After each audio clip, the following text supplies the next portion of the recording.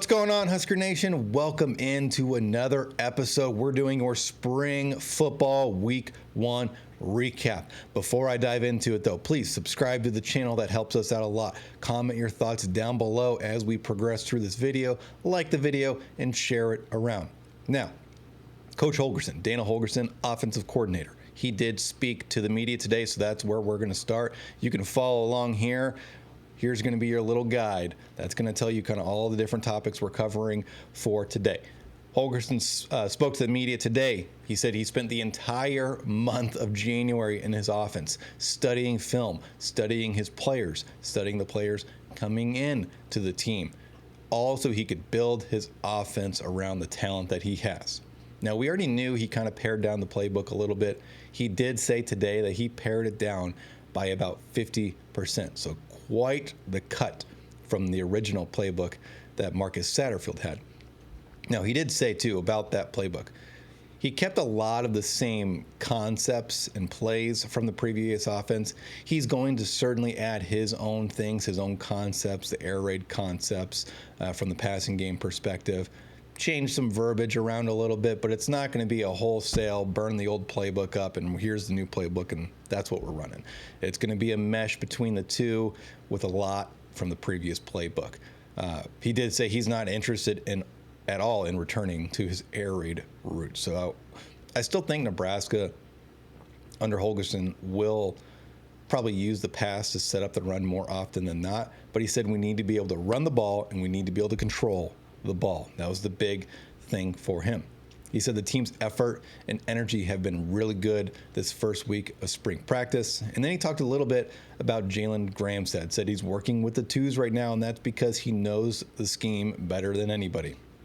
Now, he did say TJ Latif and Marcos Davia, they have a lot of talent. They just need time. And he said it could take them a year to learn the offense, to really be able to use their skills to be successful in this offense. And that's totally normal, and it's not like they're in a huge rush. It's not like we don't have Dylan after this year. We have at least 2 more years with Dylan Raiola. So it's not a huge rush to just make sure that they understand the playbook front and back and left and right and up and down. You know what I mean? It's not a huge concern, especially your week 1 of spring ball, but it was worth noting. I thought that Jalen Gramstad is working with the twos at this first week of spring ball. Now, he did talk a little bit about the running backs as well. He said that EJ, and when I say EJ, I'm always saying Emmett Johnson. I just like to call him EJ, that he looks like a different kid right now, which is huge. He's gained some weight. He's bulked up a little bit. He's still going to have his shiftiness, his athleticism, but he has added a little bit of weight. He said that Quinn Ives had a huge December once that other guy left. I love that he refuses to say Dante Dowdell's name. I find it so funny. But he said Ives had a huge December and he's playing really well. And then he also noted, too, the kind of the elephant in the room, I guess, that yes, the running back room is inexperienced.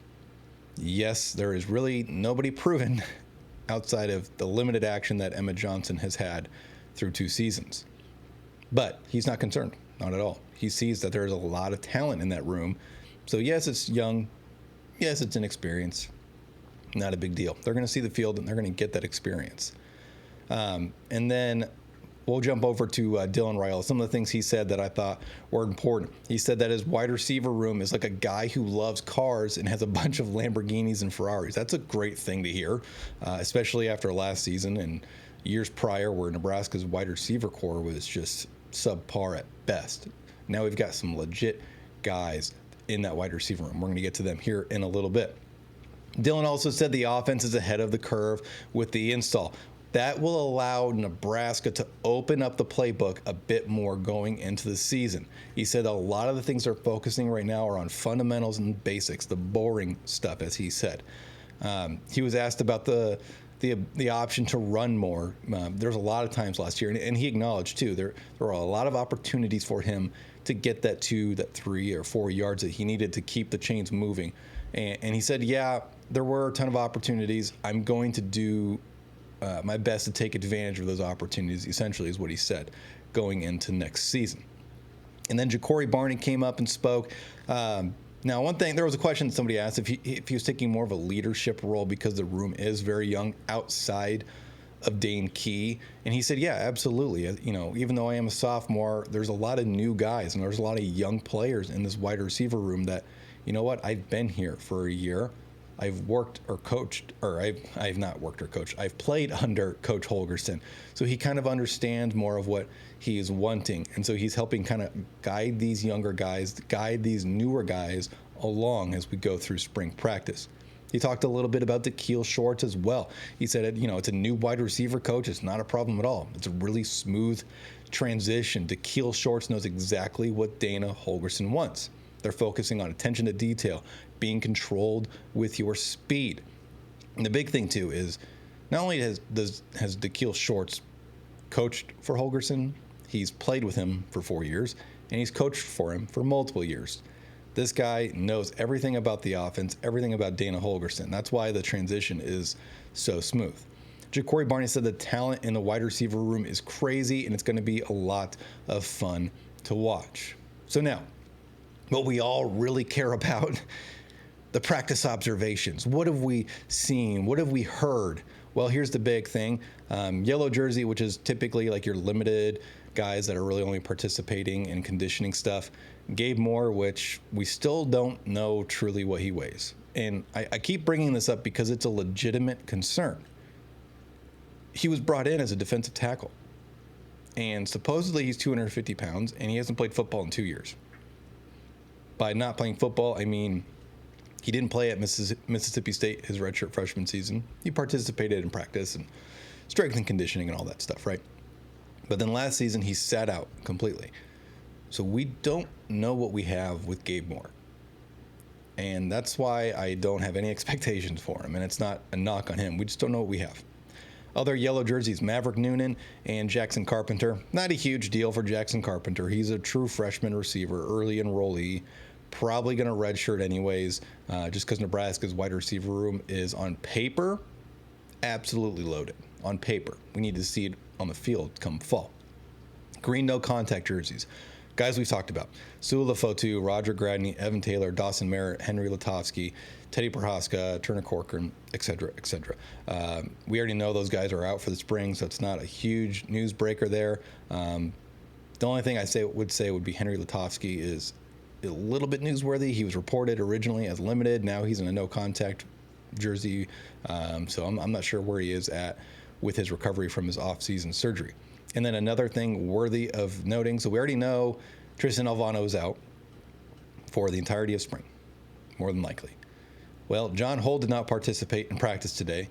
Now, from what I know, it was not injury related, so it's not raising alarm bells quite yet, but it's something worth monitoring if we go into next week and he still isn't practicing, because now you're down your top two kickers and you don't really have much of a third option. You got Nico Automeli. That was a walk-on from New Jersey, I believe, last season. I mean, he's got a big-time leg, but he's your only kicker right now, so that means he's kicking PATs, field goals, kickoffs in practice, pretty much the only guy. Couple coach observations. Coach Eckler, back like he never left. Fiery, passionate coach. Demanding during special teams drills. Terry Braden, new defensive line coach coming over from the Kansas City Chiefs. Vocal, high energy. The big thing he was focusing on with his defensive line room during drills was techniques during drills, hand placement, foot work, all those different things that make a great lineman, pad level, things like that. And then Coach Phil Snow was working primarily with the safeties today as well. And then a couple player observations. Elijah Judy has definitely bulked up. He is a lot bigger than he was last season. He played last year probably in like that 275, 280, maybe at tops 285 pounds. I would say he looks every bit between the 295 and 305 pound range. A big dude, true defensive tackle. So that's good that he's added the weight necessary, because really outside of Judy, RVP, we don't know really what we have with guys that could play that defensive tackle spot. Keona Davis also has bulked up quite a bit as well. Now, he was listed at like 245, 250 or so. He's probably in that 260, 265 range. He's a big dude, 6'5", too. So he's bulked up a little bit, which isn't uncommon, especially after your true freshman season in which you were playing quite a bit. You'll see a lot of guys their true freshman season that don't play, they'll bulk up really quick. When you're a guy that's playing a lot as a true freshman, you can't bulk up quite as quick, just because your conditioning is totally different than the guys that are redshirting. So he obviously used that winter to add the necessary weight. Another guy, Heinrich Haarberg, looks like a legit tight end right now. Other than the fact that his number's 10, that's not a tight end number. Heinrich needs to change his number because I hate that number on a tight end, but I digress. But Heinrich Haarberg, Coach Holgerson did say he bulked up to about 240 pounds. He is really learning, getting your hand in the dirt part of being a tight end now. He kind of knows the concepts, like the route concepts, but really he needs to truly understand how you are going to be a blocking tight end, because you can't always line up in the slot, because that completely gives your plays away. So he has to learn how to block as an inline tight end. He won't be used often as an inline tight end, would be my guess, but he still has to absolutely know it. No questions asked. Isaiah Mosey absolutely burned Gifford. He absolutely burned Buford on a fade route. It looked beautiful. I mean, Nebraska's tried fade routes before with guys, and Nebraska had no man beaters in their wide receiver room for the last handful of years. I mean, you have to go back to like Kenny Bell, Quincy and Nunwa type guys that could beat man-to-man coverage. And Isaiah Mosey burned Marquise Buford on a fade route today. Dylan threw a beautiful ball, dropped it right in the bucket. Mosey looked really impressive. And that goes for Dan Key, Ja'Cory Barney, Hardly Gilmore, and Isaiah Hunter. All looked really, really solid in practice. And then Jeremiah Charles actually had a great play as well. They had him lined up against Quinn Clark, and they basically just threw a jump ball. Clark, you're 6'5", you're 205, 210 pounds. You're going up against a smaller defensive back like Jeremiah Charles, who's 5'11", maybe 6 foot and 190 or so pounds. So you're 5 or 6 inches taller than him. And Jeremiah made a great play to break up the ball. Same thing for Donovan Jones too.